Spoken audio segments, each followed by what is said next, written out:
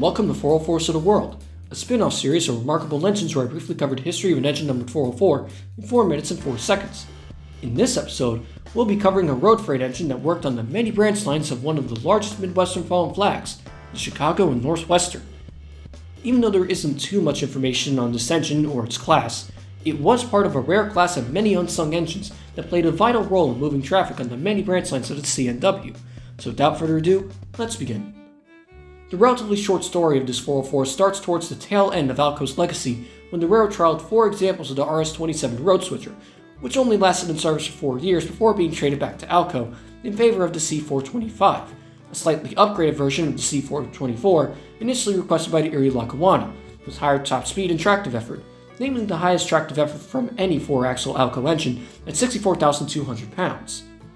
This was the second to last 4-axle model class built by ALCO before the C430, and the second lowest number produced at only 91 built, with the Chicago and Northwestern purchasing the lowest number with just 4 on the roster.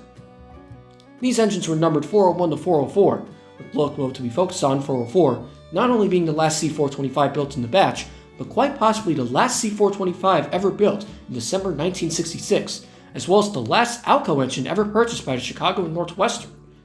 Like many other episodes in this series, the story of this engine started in the mid-60s, where railroads were looking to save money as much as possible.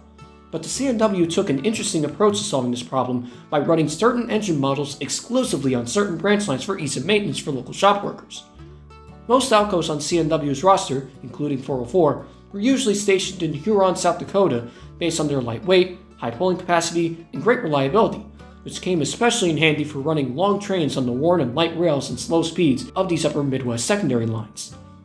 404 was constantly paired with a converted RS2 slug unit and another C425, usually heavily covered in diesel smoke due to all ALCO's tendency to erupt in smoke whenever starting to move.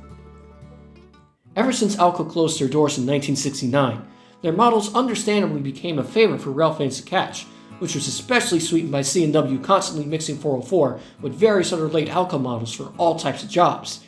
Midwest railfans were even more pleased when many of these Huron-based ALCOs, including 404, were transferred in the mid-70s to Winona, Minnesota, and then to Escanaba, Michigan in 1980, future home of ELS 600 from Remarkable Engines, where they were also placed on a wide variety of tests, primarily to replace the Baldwin EMD hybrids in the same area.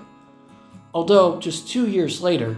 404 would be renumbered to 4258 to make way for the railroad's executive units, as the engine continued to serve Upper Michigan until it would sadly be traded to EMD with many other ALCOs and was subsequently scrapped in 1986. Despite the unusually short service history of this reliable ALCO, 404 was very well documented along with its fellow late ALCO models that served countless Midwest branch lines of the mighty Chicago and Northwestern, while also holding a number of little-known records for the C&NW, as this small road switcher stands out as a prime example of the reliability and local legend status of C&NW's reliable ALCOs. Thank you all for watching this episode of 404s of the World. Our honorable 404s to this episode are A5 Class 404, a 440 built by Stevenson in 1899, J Class 404, a 282 built by ALCO in 1913, Whitcomb Diesel number 404, and Business Observation Car 404 named the General.